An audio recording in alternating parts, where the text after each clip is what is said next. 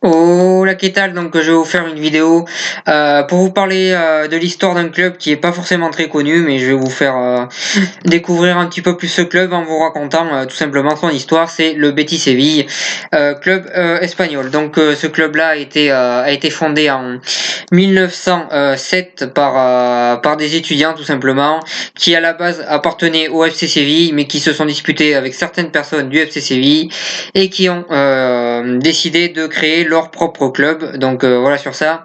Ensuite, en 1914, c'est une année très très importante pour le club du Betis Séville, vu que c'est l'année où ils vont officiellement changer de nom et prendre le nom qu'ils ont à l'heure actuelle, c'est-à-dire le Real Betis des Palombiers, tout simplement. Donc à partir de cette date-là, et aussi deuxième élément très important de cette année-là, c'est cette année-là qu'ils vont décider de choisir leur couleur, qui est le vert et blanc, parce que un de leurs dirigeants était parti en voyage en Écosse et il a vu le maillot il a vu le maillot du Celtic Glasgow et il s'est dit tout simplement qu'il allait jouer avec les mêmes couleurs. Donc voilà, une année très importante pour l'histoire du Betis Séville.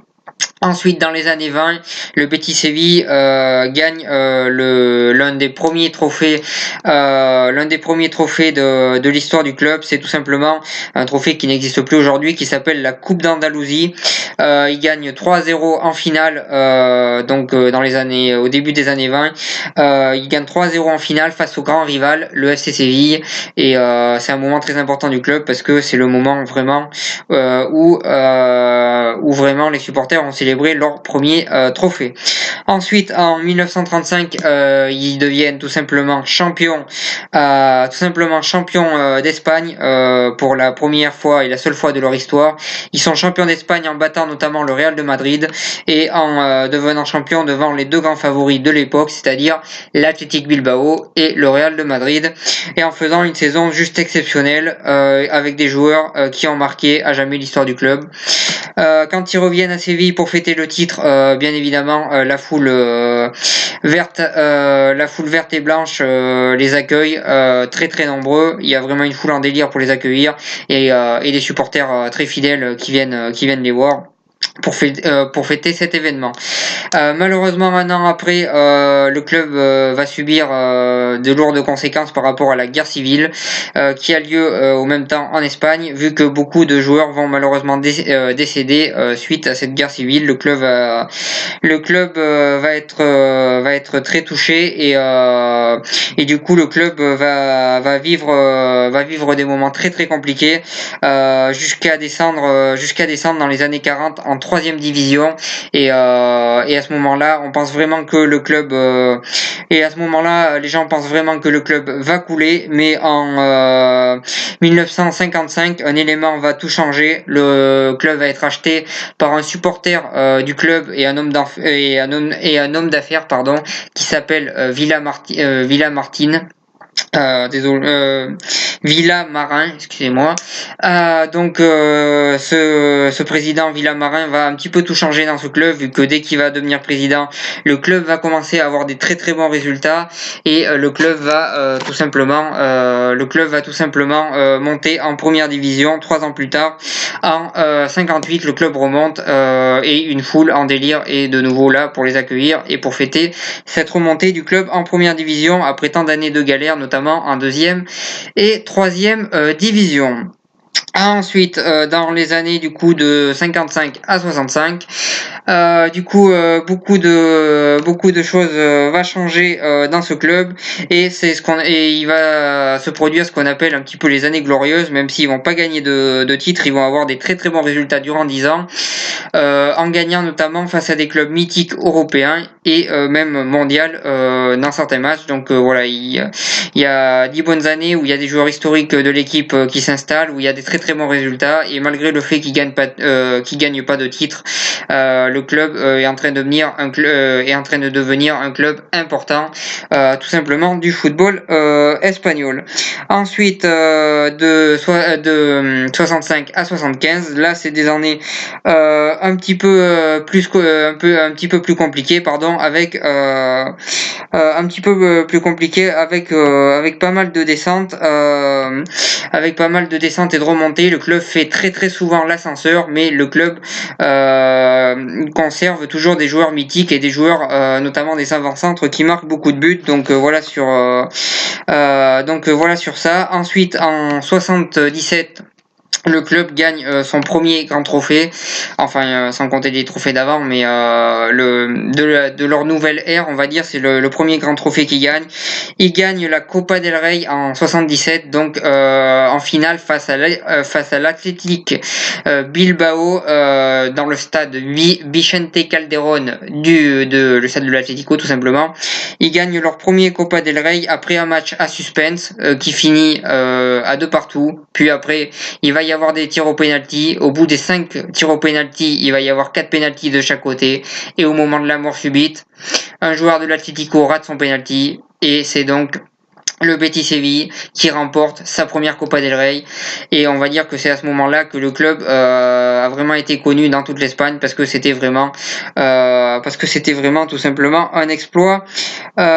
C'était tout simplement un exploit de la part du club tout simplement. Voilà sur ça. Ensuite pour la suite dans les années 80 en 1980, je vais y arriver, ils font des résultats très intéressants en gagnant notamment le derby face à l'éternel rival, le FC Séville 4-0, et en battant notamment le Barça et l'Atlético, donc très grosse saison cette saison là en 1980 de la part du FC Séville, de la part du Betis Séville, pardon. Ensuite de 80 à 89, les joueurs, ce club-là va avoir de très bons résultats, là encore sans trophée, mais toujours des bons résultats, et toujours des joueurs qui vont devenir mythiques pour le club, et toujours des attaquants qui marquent énormément de buts. Donc voilà, c'est une bonne période pour le Betis, mais tout va se compliquer en 89 jusqu'à 92, où le club va subir des gros problèmes financiers qui vont bien sûr faire mal au niveau des résultats également. Donc ça va être une période très compliqué de la part du Betis Séville, qui va être tout simplement endetté jusqu'en 92, où le club va être à deux doigts de couler, mais un certain dirigeant du club qui s'appelle Manuel Ruiz va tout simplement sauver le club en payant la totalité de la dette que le club avait, pour éviter que le club coule tout simplement. Et à ce moment-là, les gens se disent que le Betis devient un club immortel parce qu'il est capable de résister à toutes les tempêtes. Ensuite de 92 à 94, le club recommence à avoir des bons résultats, et en 94 le club remonte en première division après une victoire sur le terrain de Burgos. Tout simplement, il remonte en première division, et c'est un moment très important pour le club que les supporters vont à nouveau célébrer leur club vert et blanc, et tout simplement célébrer ce grand moment, vu que le club était tout simplement de retour en première division, et ils vont commencer très fort, tout simplement parce qu'ils vont avoir notamment de très bons résultats, notamment en Coupe UEFA en 96, où ils vont aller jusqu'en demi-finale et perdre contre les Girondins de Bordeaux de l'époque de Zinedine Zidane. Mais ils font quand même une très belle épopée dans cette Coupe UEFA tout simplement. Ensuite, il y a aussi en 97 une finale perdue de Copa del Rey face au Barça, mais ils vont quand même poser énormément de difficultés. À cette équipe du Barça, et ça va se jouer à quelques détails. Malheureusement pour le Betis, les quelques détails vont être du côté malheureusement du Barça. Ensuite, au début des années 2000, le club va descendre une fois, mais remonter très rapidement et recontinuer à avoir des bons résultats. Et une des meilleures années de toute l'histoire du Betis Séville, c'est tout simplement la saison 2004-2005, où le club va gagner la Copa del Rey une nouvelle fois. Le club est sacré en Copa del Rey. Le club peut fêter son titre avec notamment des matchs très compliqués en match aller-retour, notamment face à Bilbao. Mais malgré tout ça, ils arrivent à gagner cette coupe une nouvelle fois, et c'est à nouveau un grand moment pour le club du Betis Séville. Donc ensuite aussi ils font cette même saison là, ils font une très très bonne saison en championnat et ils finissent troisième de la Liga et donc ils vont devenir le premier club andalou de la région andalouse à jouer la Ligue des Champions tout simplement. Malheureusement pour eux, cette Ligue des Champions va s'arrêter très rapidement parce qu'ils vont perdre au premier tour en finissant troisième de leur groupe, mais en gagnant quand même dans leur stade. Ils vont quand même arriver à gagner face au grand Chelsea de Drogba, Mourinho et Lampard notamment. Donc voilà, c'est un grand moment pour ce club-là. Ensuite, les années 2010 à 2015, c'est des années un petit peu compliquées où le club fait souvent l'ascenseur entre la première division et la deuxième division.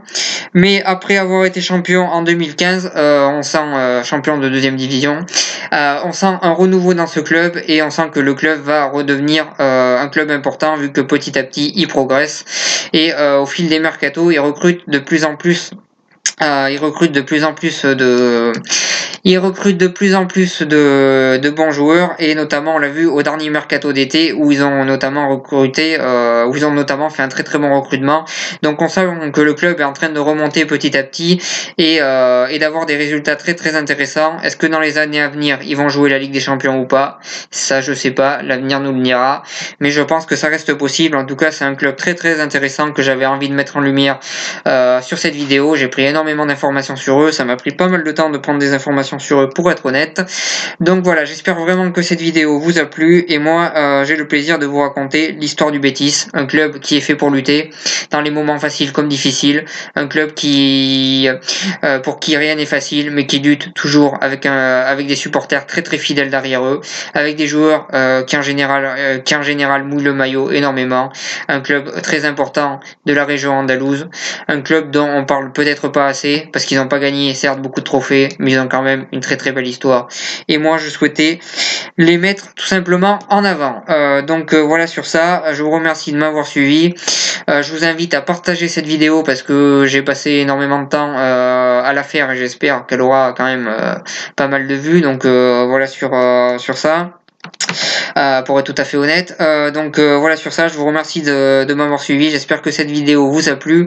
Je vous souhaite une bonne continuation et voilà, bonne continuation.